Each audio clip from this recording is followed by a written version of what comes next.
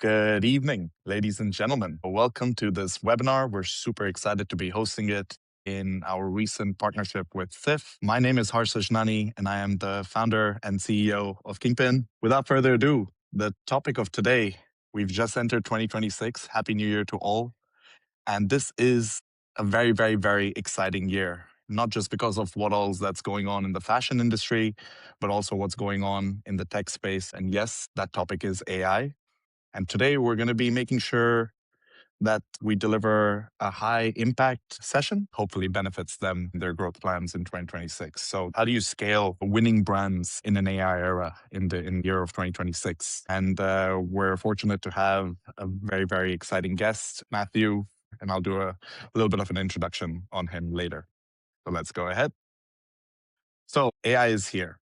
But for the longest time, we just heard about this as a phenomenon in the industry. We've heard people talk about the impact that it's going to bring, but we've not yet seen that massive change. We've not yet seen companies take that seismic leap forward ahead of their competitors. But what we're beginning to see today is AI is actually here, and it's being applied in real fashion workflow. Zara, for example, has already begun using AI to generate fashion imagery. And as we all know, Zara is great at going from the runway to the shop floor in the shortest amount of time. But with this technology, they're even able to reduce that lead time even shorter. And this directly impacts their cash flow cycle, their bottom line, and even reduces their OpEx because they're able to get that lead time on generating images faster, which helps them sell goods before they're even in the shop floor. Simultaneously, you got Zalando, which is an e-commerce business, one of the leading ones in Europe, as we all know. And they've actually started using artificial intelligence to implement virtual try-on solutions. We know in e-commerce, one of the biggest killers to the bottom line is returns. Hence, it makes sense why they've decided to force their efforts or their AI initiatives in that direction, because it has a dramatic impact on their bottom line as well. Other multi-brand retailers like JD Sports, they've implemented AI and AI-powered search. With a retailer like that, with a massive catalog of products, different brands, many product categories that are overlapping, multiple for a runner like myself, who's always deciding what shoe to buy, having the ability to talk to a catalog rather than a customer success rep or somebody that would know the latest and all the details behind every product makes my purchasing experience radically different and helps with the conversion when in such a competitive landscape of retail. So it's here. We're already beginning to see the early signals of it in some of the biggest and best retailers and brands out in the market.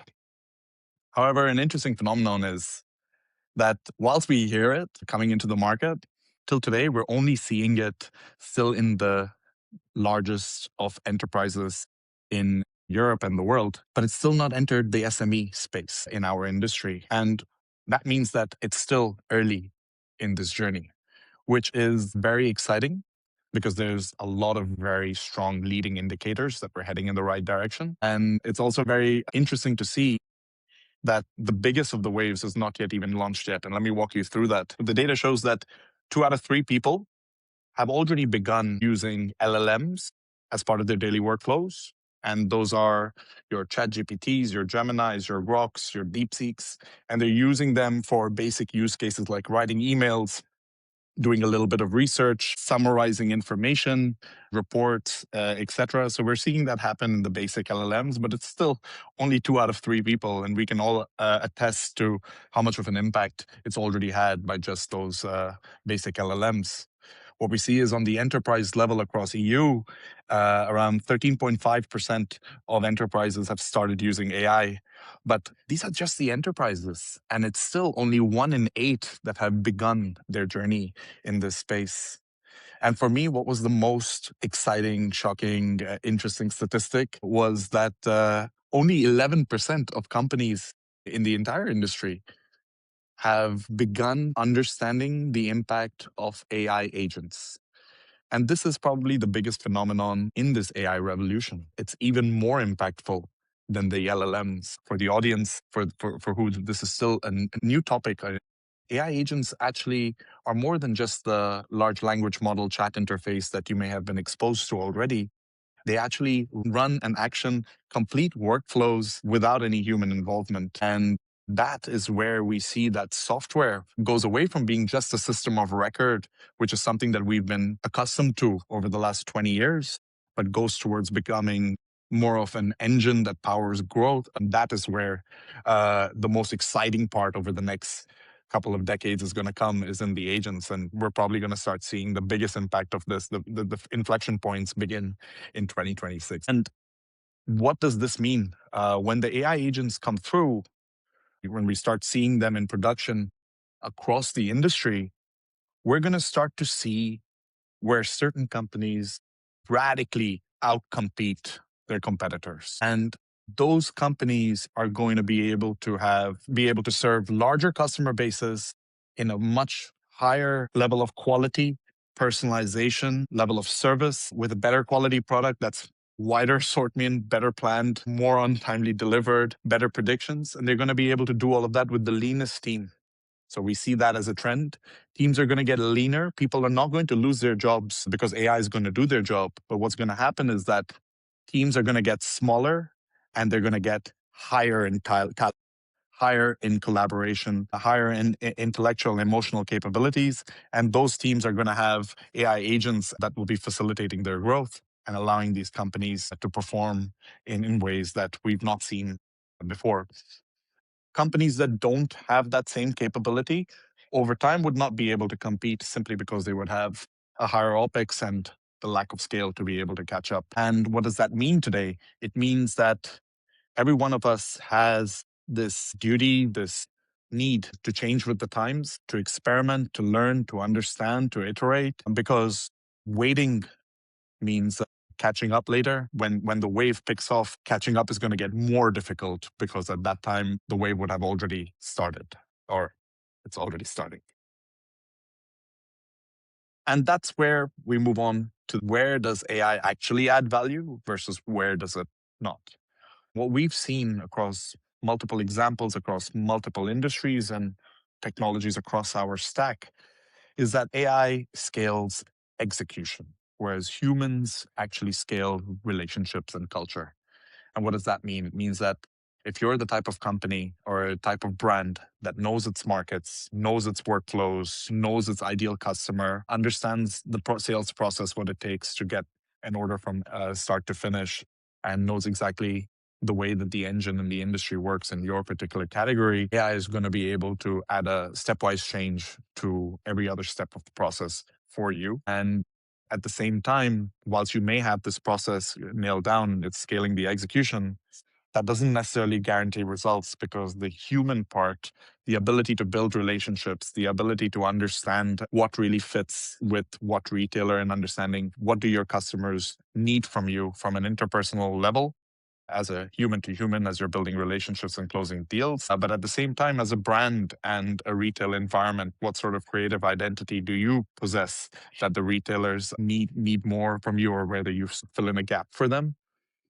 That is where the human skill set will come in and really shine, because the humans now would have the time, the mental bandwidth, the space, the capacity, and the execution levers to drive that cultural and brand identity and relationships going forward. So the AI will support the scale without really compromising on the brand voice and the human relationships. And that's where we see the future. And that's where we're going to see the biggest excitement in 2026. And of course, we're a little bit biased, because that's exactly what we do at Kingpin. And for those of you that don't know, Kingpin is an AI native revenue engine that helps brands find the right buyers that are a perfect match for them anywhere in the world, reach those buyers by getting access to their data, and reach them with high context outreach that are personalized to every single buyer, saving their teams countless hours of time on doing a lot of manual work to run the sales engine. And we allow them to convert those buyers into one seamless digital flow by digital catalogs, automated order processing, and so on.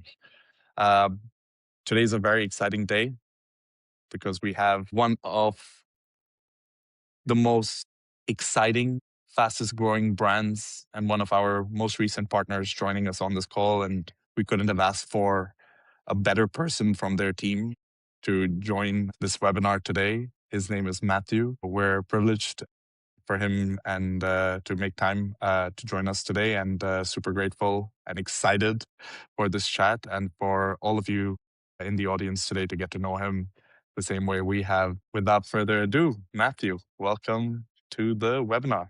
How's everything? Thanks for having me on. Gosh, good to be here. Quite an interesting topic to discuss for sure. I think for the audience, it would be awesome to learn a little bit more about you, Matt. Where did your journey start and how did you end up where you are today? Well, I've been in Dubai for about 13 years. I was based in the UK, in London, working with retail groups in that location. And it just came to a point where I decided that I've kind of reached as high as I can go in this in my home country. How do I go further? And then that's when Dubai came up, and it was before all the Instagram hashtags and everything was going on. I just saw that they were moving the way that I needed to move, and there was so much growth and opportunity here. So reached out to a company over on this side, and they said, "Come over. We're interested in what you're doing." And I just got on the flight and left. And then it's just been a roller coaster, as many people will tell you about moving to new countries and learning the different ways of working and adjusting to the cultural differences.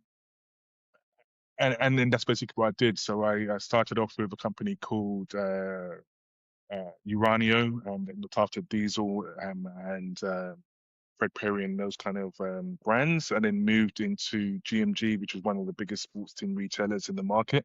And pretty much, if you walk into a sports team store, it's 99% sure that it's owned by them. Before moving on to Puma Middle East, which is a subsidiary of Puma Global. And in that role, I was manager of partner for Middle East and East Africa, focused on building stores and expanding their reach in the Middle East or GCC region. And then COVID hit and the world kind of imploded. Yeah, so then it was about looking inwards and thinking, okay, what is it that I want to do? And I started consulting and helping smaller brands get a footprint into the wholesale world, and understanding what the GCC market was all about, and getting shelf space and so on and so forth, which led me on to the Giving Movement. So I joined the Giving Movement in like 2001, right in its infancy. They didn't really have a wholesale department at the time, and our founder, Dominic Knowles Barnes, brought me on and said, "Here you go, make it work." And then I kind of As said, most "Okay." wholesale departments start, as most wholesale departments start in fast-growing brands. He knew that he had potential, but didn't realize how much potential they actually had. He was very much focused on like e-commerce and growing the direct to consumer kind of arm of the business. And he said that just see what you can do with it. And I just grabbed it and ran with it, and set about going into markets and saying, okay, how do I capture shelf space away from the more known retailers? And one of our USPs was, okay, we're not like every other brand. We decided, okay, early on that we were more about not just selling you something, but being on a mission. And that's where the kind of the Given Movement name came from. It was about how do we, yes, one, make a profit, but do it in an ethical way. And that's why we said, okay, for every sale that we make, we give a portion of those sales towards charity. And that's when we came up with working with Harmony House and Dubai Cares. To date, we think we've raised like 13 million dirhams to give to charity. And the idea was to keep pushing and growing even more. Love So it. that brings Matt, me to thank today. you. Thank you so much for that journey. I can see that in your history as well. In your history itself, you've been at a brand, at a retailer, at a franchisee, at a distributor, and after wearing all of these multiple hats, ended up in a seat where you're really where I think every professional, including myself, aspires to be in a seat where you're not only working, but you're building a mission.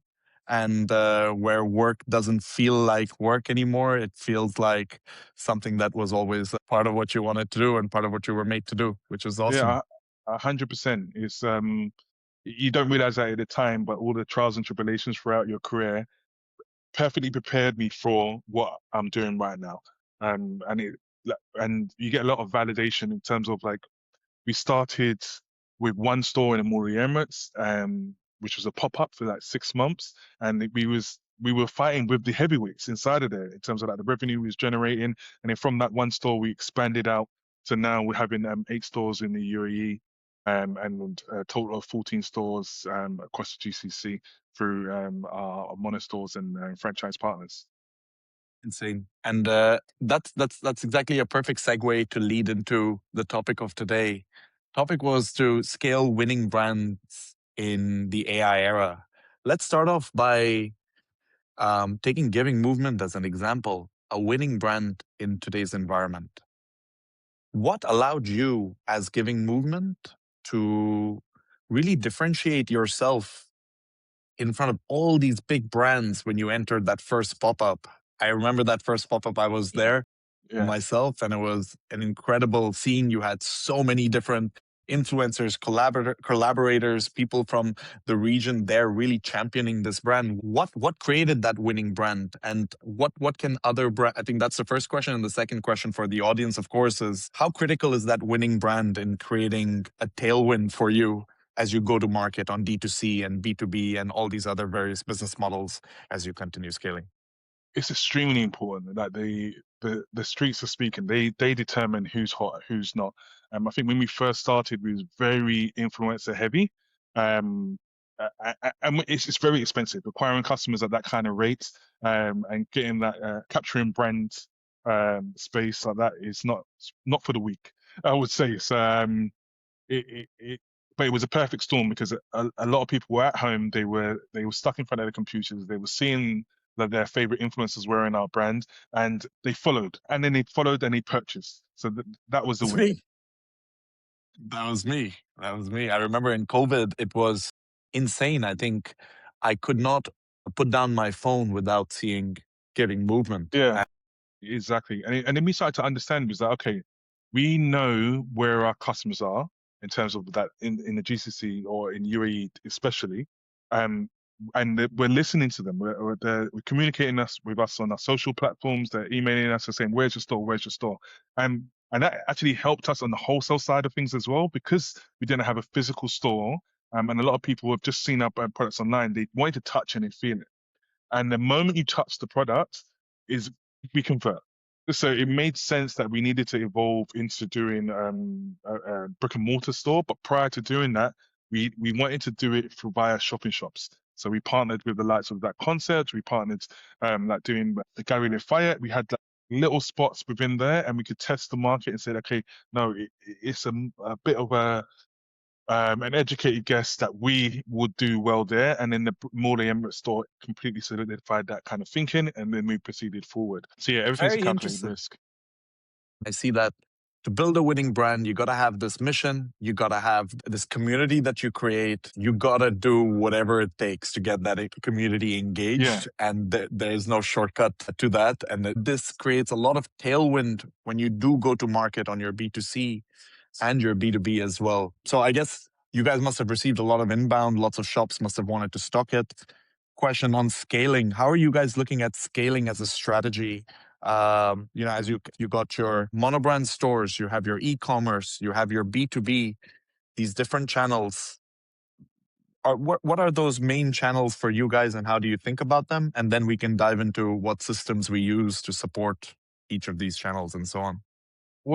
you're correct in saying that a lot of brands weren't us on board, and at the beginning it was like, okay, go, go, go, go, grab, grab, grab, grab, grab, because it's just scale, scale, scale, scale, scale, and you kind of lose yourself in that kind of growth because it's like I'm just tasting top line, top line, top line, and getting the brand out there. But now the strategy is more about looking inward and like mastering our UAE brand. We want to be in a situation where you say Dubai, and you think, okay, I want a brand, giving me Dubai, giving me like we need to cement that feeling. And I think when you go too quick, go too big too quickly, you lose that.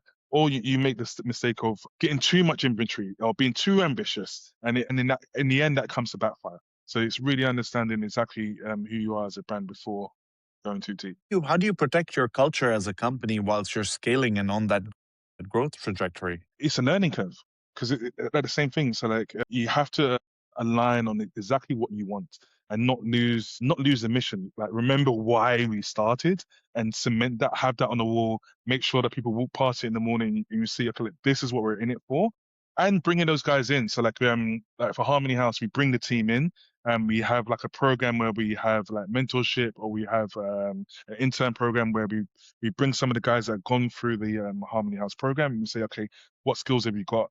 How can we bring that into the business? And they actually work in the office now. So like when the guys come in, they're like, okay, no, this is what you're working for. Like it's not just numbers on a screen. You're having a real impact on people's lives and changing their whole generational um, outlook. Because before, exactly, it's important. It matters. So as long as you keep reminding yourself like that, then I feel like you don't lose track.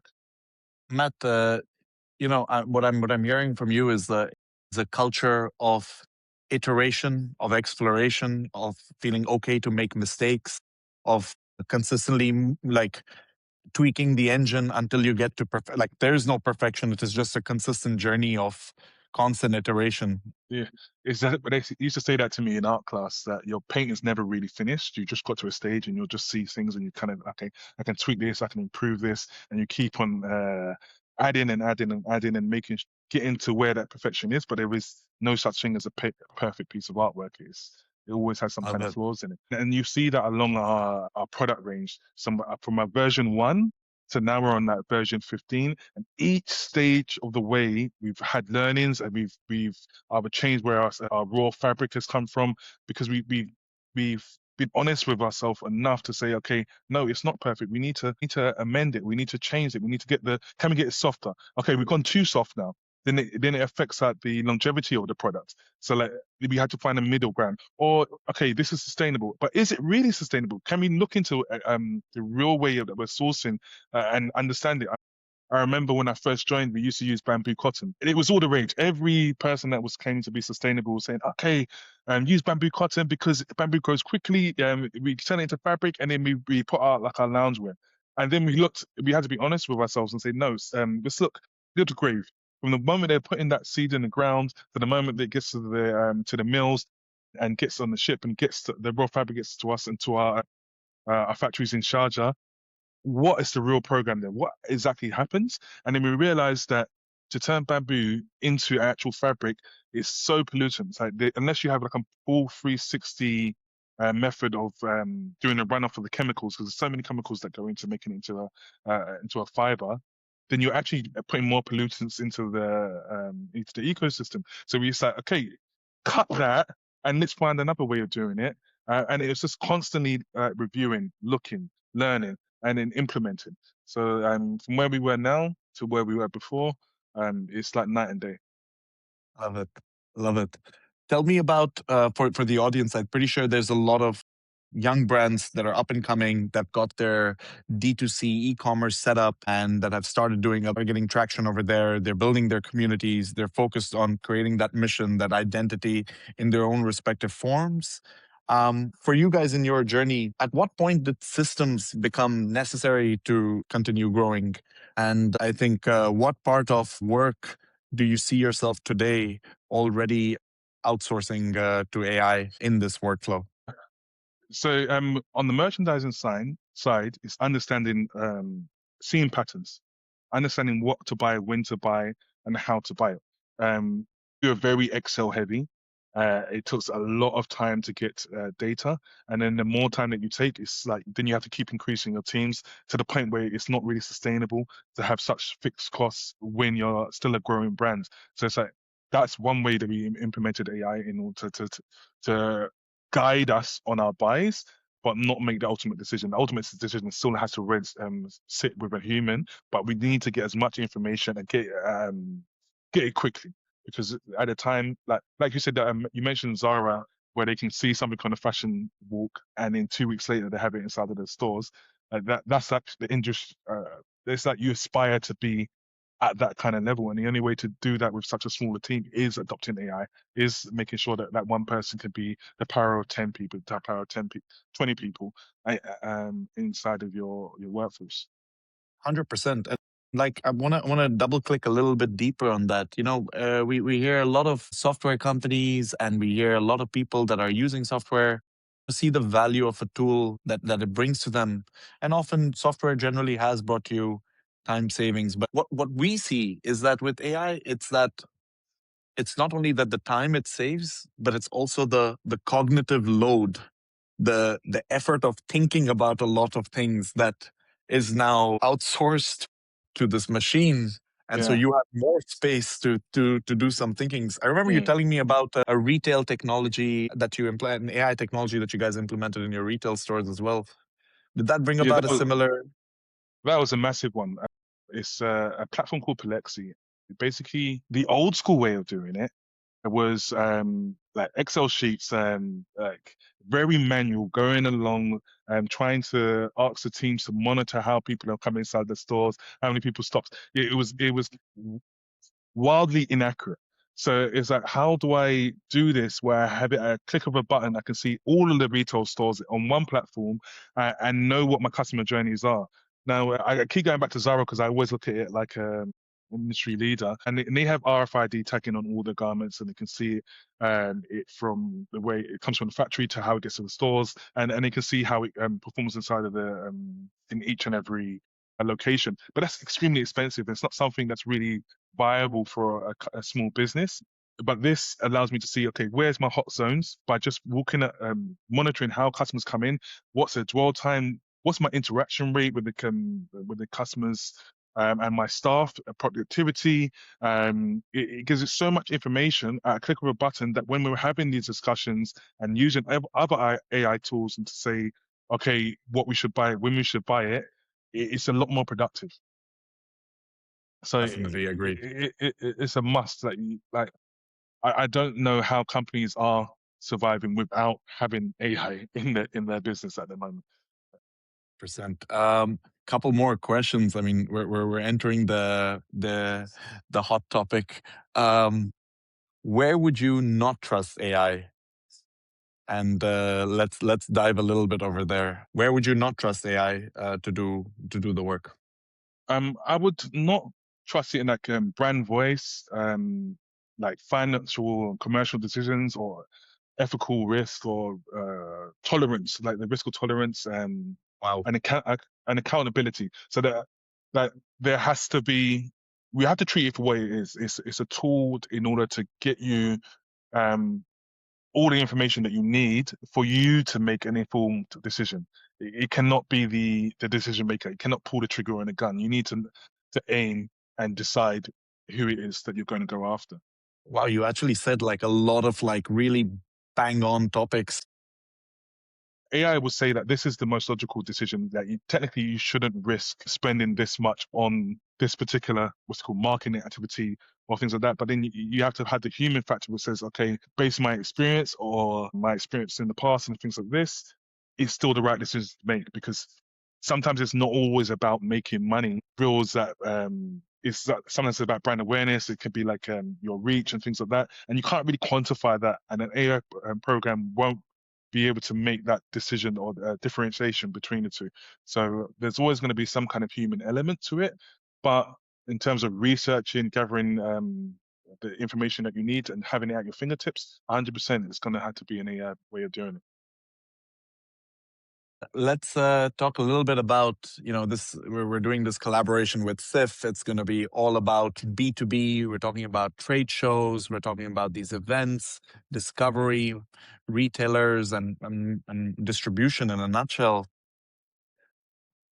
How did you guys do prospecting of the right accounts and in the market? How did, like, let's say, you're Puma, you gotta tackle Saudi, you gotta tackle Egypt. How are you finding the customers there? What was the process? What did you do to get familiar with the landscape, and how is that different today?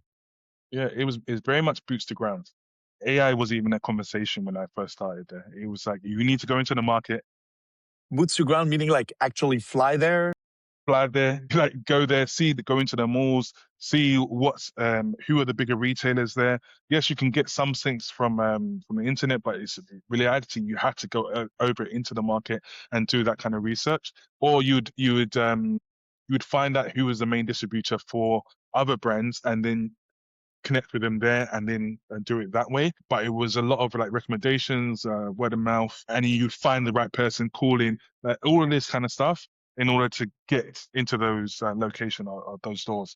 A lot of grit Yeah, it required to do business 10 years ago, and I'm sure even more probably the decade before that. Would you agree yeah, with yeah. that? 100%. It was a difficult time, but that was just the nature of the business.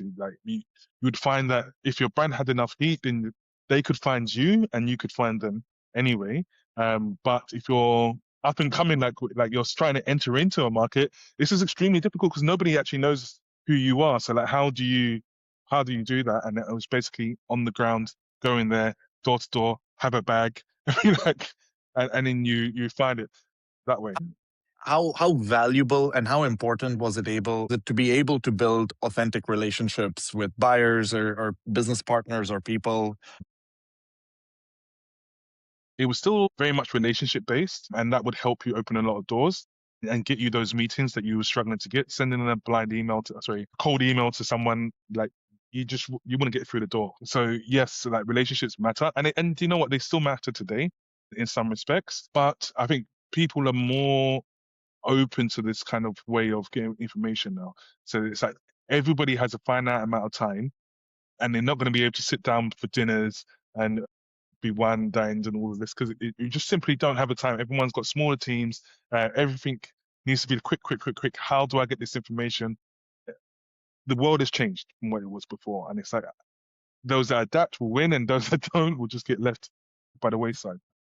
Percent. So I feel that today, we're entering this instant gratification era. There are certain things that humans will probably still need to do, but it's going out and meeting people and having those interactions and putting yourself out there.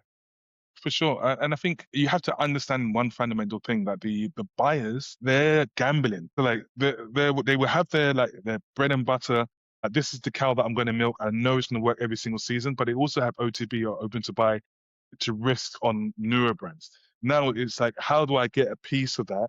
I need to convince that buyer that my brand is strong enough, and it's going to win. You have to have that buzz, and how do you build that buzz? How do you sustain it? Because they're like, okay, are you going to be here today and gone tomorrow? Am I going to be stuck with this product and have to liquidate? And you have to do that, like, sometimes face to face, but it's a combination of many things. So it's like you build, build, build, then meet face to face, build more, and give them confidence, and then that's how you get the growth. 100%, and I agree. You know what? You're so right, and everything is tying in full circle because it's like when we spoke earlier. You need to have a brand to build a winning brand. You need to be mission orientated. You need to have a community. You need to have a following, a presence, an identity that's unique, that sets you apart and differentiates you. But that's only one part of it. Yeah. What we're talking about now is that, okay, cool. After that is done, you still need to, as an individual, as a professional building these brands, you still gotta present yourself with confidence, build trust, be able to build relationships, be able to put yourself out there, make those calls, go to those meetings, visit those people. How do I say? Command trust, Mm. command credibility, because that is what is going to, at the end of the day, they're working with you. If the shipment doesn't come through on time, they're calling Matt. They're not Yeah. calling the Giving Movement company phone line and expecting it to get solved. So you're right about that second part, and I'm 100% behind you. Um, but then it comes down to it being, it's like, is this and this enough? Or talk me through the third element, which is like, yeah, cool. You meet the right buyers, you have the right brand, it's got momentum, and then there's this third part, which is, we're still in a sales game, so it's a Mm. numbers game. Exactly. And often in this industry, when you were talking about competing for that budget, I used to be a distributor, and I used to remember that my job was to bring new brands into Mm. the Middle East every season. Because if I did not bring brands, guess what? I'm not growing my turnover or setting up my foundation for tomorrow. Because if I've got this engine running of these brands supplying to these retailers, great. I can hope for 80% of them to reorder and maybe 20% will drop off or change or new ones will come. But if I need to grow next 3 years, I need to figure out which are my next portfolios of brands and how they compete. And I had to consistently fight for that tiny budget that was opened up every season. I relied heavily on the brands. Like, for me to choose a brand to distribute, them having some tailwind would Mm. only make my life easier. If they did Yeah. not have tailwind, I would have to create the tailwind myself. And Yeah. you can do that in some cases as a distributor if you believe in the brand, or if you have you know a decent enough margin to support that activity. But tailwind is key. Simultaneously, I had to be the person of credibility. I had to be the person who would have to put his neck on the line if the shipment was delayed, give a credit Mm. note out of my pocket if Yeah. the things are Yeah. if someone cancels, deal with it and move it to another home that Yeah. the brand is also happy with. So, we get it. How should brands be thinking about the size of the pie and treating it like a sales funnel? Because I know a lot of brands are creative, they get attached. We all do as humans, even I do, right? You know that you're meant to be positioned within these stores, and that's the only store you want to be in, but the buyers don't have budget this season or next season. And maybe they want to wait another season to see Yeah. your third collection and the fourth one. So, talk to me about that dynamic. How do you feel about it? How do you take it on? I feel like you're in my deepest, darkest thoughts. You just explain it. Because literally, that's how I think. I never take anything for granted. I always think, okay, yes, it's great that this brand is giving me a great portion of my buys for this season, but it's also a huge risk. Like having all your eggs in one basket, because it's never a good thing. Um, and then you like, yes, you can go out and you can spread the brand every to every other door, but then you oversaturate the market, and you don't want to do that. You still want to make sure that you're driving customers to one space, and you're positioned with other brands that give you frank equity. It's not all about just getting cash. So at the beginning, it was about growth. It was about keeping the lights on. It was about making sure that the brand survived. But now I feel like we're in a much stabler place. We have our retail doors in our local market, and they give a consistent level of return. So then it allows me to not be in that fight or flight kind of mode with wholesale. It makes me able to make more strategic decisions about where exactly we're positioned and who we work with. But there's only so many partners in the Middle East that we can work with that that tick all those boxes. So then it's like, okay, where else do we have to look at? We have to look at further abroad. But then there's a situation of who are those players in those markets, and who are the right people to talk to, and how do we find them, and do it in a way that is not a burden on my fixed costs. So yes, I could hire 20 people inside of wholesale and be like, okay, you're looking after this city, you're that city, go out into those markets, get on a plane right now, find where these doors are. But again, it's not cost effective. So exactly how do I do that in a way that's going to benefit me? And AI is one of the tools, and that's how we met you guys, and you said, okay, we have the tool for you, and it seemed to come at a perfect time because our stage in growth, this is kind of what kind of tool that we actually need to use. Bang So on. yeah. And thank you for the mention. Appreciate that. And look, like I want to double clip a little bit further, because what we're talking about right now are the thoughts that hundreds and thousands of brands are having, because I'm speaking to them myself at these trade shows. Some of them say it's all about focus. We want to focus on what do it right in one country at a time. But I feel like what you're talking about is a different kind of focus. It's like, this is our type of store, and wherever the hell are they in the world, it doesn't matter. But these are our type of stores, and we're going to do whatever it takes to find them because we know it works. It's a different kind of focus that we see as well. So, for example, in software, we have that. We do that ourselves as a technology company. We have like a real focus on where does Kingpin's product work really well, and then we go everywhere wherever we can find that audience. And we see that happening over here. Let me reframe this question in a different way. And I think the question that I wanted to ask you is, let's say, for example, hypothetically, your entire world, your entire universe of target stores that you could target were, let's say, the Middle East, home turf for us, and you have this Giving Movement brand. Shareholders, business management expects turnover growth year on year.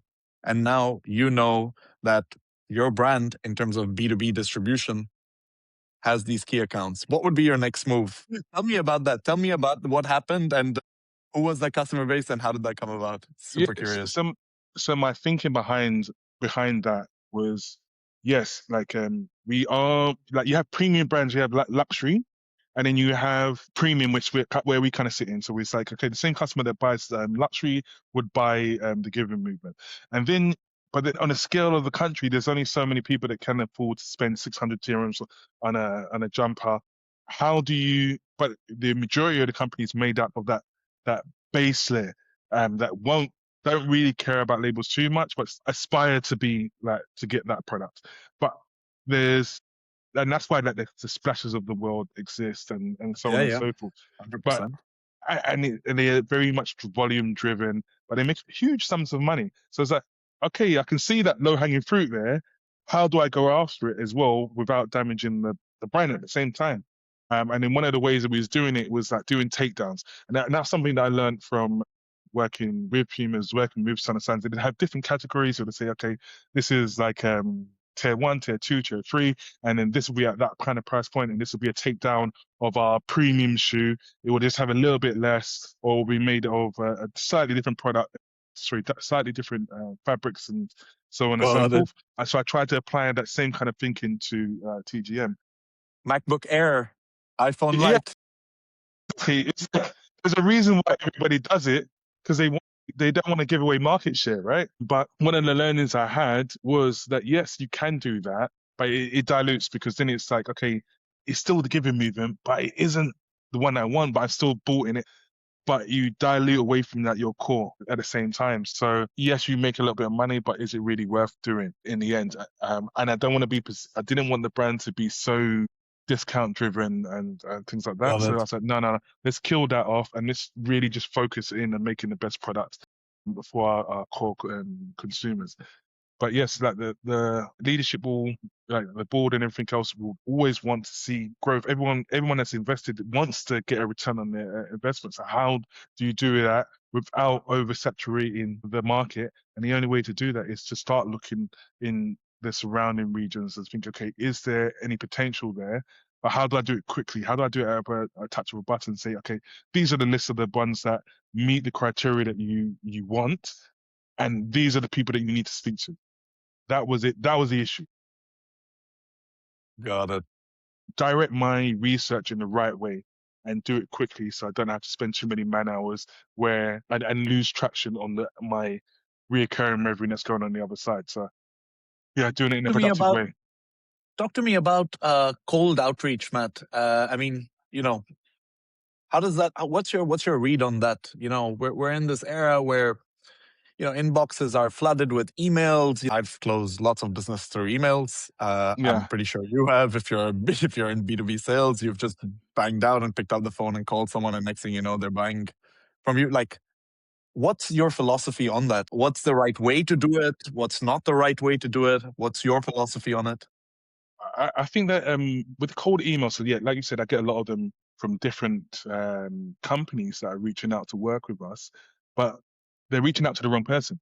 So that they're sending me something. Okay, there's a factory in China that wants to provide us a fabric, and I said, I don't look after fabric. Why are you reaching out to me about fabric? And I'm Person. not even yeah. I want actually respond to it. I ignore it. Because I was thinking, if you can't be bothered to look into the detail of the right person that you got to speak to, then you're definitely the right person that we should be working with. I could just take it and be like, okay, I'll find it for you. But as a, it's just It's fundamentals that wind me up. So like, sincerity. It's also no, mm, no, bang on. I completely agree with you. It's like, for example, if someone's trying to sell production related inquiries to somebody who's doing distribution, it's like, yo, like, this should be the bare minimum. Like, how are you going to fulfill my order if you don't even know which person you're going to talk to? Like, yeah, people get an impression of when you're doing an outreach, context of what you're reaching out for and who you're reaching out to makes a difference. Anything else?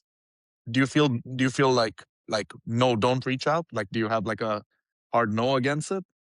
no, no, no. Like that, you have to, like like, and it can't only just be one way of reaching out, but that you have to put yourself out there, and it's not a no until it's a no, right? So like I always say it's a yes until it's a no. So like yes, they want to see this email. Yes, I'm going to send it out, and until you say you get a hard no, then it's different. But if like you said, you was always looking for new brands, right? And the only way to find new brands is either you're searching for it or they They find you. agreed. Exactly. So that unless you're actively looking for the person that's the right person to speak to, you're never going to find them. So just saying, "Oh, I don't want to send a cold email," is counterproductive. You have to do that. And you know what? I feel like it's something that at least gives you control of your future. And that's something for me that is very important. Like I know that if I can approach 10 people, I'm gonna close. If I speak to 10 people, I'll close one. If I Yeah. approach 100, I'll speak to 10. And now the work is in ball is in my court Mm, to do it or not. And so I like that. I would rather have that than be in a state of inertia and worry yeah. and anxiety, thinking, is this gonna happen or not? And that's not productive. Last closing questions. If you had, you know, let's make it two ways. Let's make it one for the challenger brands, the misfits, the ones that are coming into the scene and doing what it takes. What would be your one message to them on how they can scale a winning brand in the AI era? Make use of the tools around you. Don't be closed off and think I need to be the smartest person in the room. It's okay to get out there, speak to people that are actually doing it, learn from what they've mistakes that they've done, so you can avoid them. And keep your brand messaging core. Like why did you always remember what you got into this for? Don't lose track of that and try to chase growth. Be realistic about their timelines. Um, and make educated guesses. And the best way to do that is to educate yourself. So who's doing what and why they're doing this, and be out in the market, speaking to people, get all that information, and then go out and execute it. But you can't be afraid of failure. Love it, and I 100% agree. What would be your message to the professionals? The people in similar seats to you who are facing have the same goals, like they also want to grow. They're also in that seat where they're like figuring out. They're also, for them, this AI mystery is a black box. For them, they hear it, they they want to have it, but they don't trust it. How should be that mentality for other professionals in a similar position as you that don't have that exposure to this technology? I think risk reward is that okay, how are you committing for the next 10 years on this platform? No, you're not. Basically, you can go step by step. And yes, they might say on their platform, okay, you need to sign up for 12 months. But that, do you really? Like, if you get on the phone and you say to them, look, I'm interested in what you're actually offering, but I need to do it in a cautious way. Let's just try it for a month. And if the person really believes in the product they're actually selling, they will give it to you for a month. And then the risk reward, like, it just makes sense. It's like it's not that expensive, and compared to actually hiring or expanding your team, which is a lot more expensive, it's a lot more risky. Doing something like this and the upside to it, it just makes sense. So try Love it. it. What a phenomenal way to end the the chat. Just I have a closing slide to leave it on, and that's what we wanted to leave the message on: is that the future is inevitable, but it's not inaccessible. And like we discussed and discovered throughout this call, Matthew, thank you so much. So Appreciate amazing that. that you. And so for the audience, for the rest of the listeners, like Matthew said, it's an experience. It's worth trying. And if you're curious on how AI can support your individual workflows, it would be our pleasure to host you and run a co-pilot experience where one of our team members ensures that you get the best AI capabilities for your team from us to help you find, approach, and convert the best buyers for your business globally. Please feel free to reach out. We're more than happy to support you. We're excited to be at CIFF. So thank you so much. Wish you the best of 2026. Don't be a stranger. Reach out to us. Lots of love from the Kingpin team. Over and out. Thank you. If you run a brand, you know this. Getting more stores to buy your product takes way more work than it should. You spend thousands at trade shows hoping the right buyer stops by, and lose hours researching online just to find one store that actually fits. And even when you do find the right buyer, keeping the momentum is hard. You're chasing emails, rewriting messages, guessing what to show them, and trying to pull orders out of PDFs, WhatsApp chats, and scattered spreadsheets. It slows you down, kills follow-ups, and leaves money on the table. Kingpin ends all of that. It shows you the stores that are a real match for your brand, so you're not wasting time on the wrong ones. It helps you send outreach buyers actually want to reply to, because the context is already there. And when a store is ready to order, everything happens in one clean digital flow. so you close faster and unlock more reorders with less effort. Growing your brand's B2B distribution has never been easier, especially when you've got a Kingpin on your team. Let Kingpin rev up your revenue engine. Book a demo at kingpin.ai.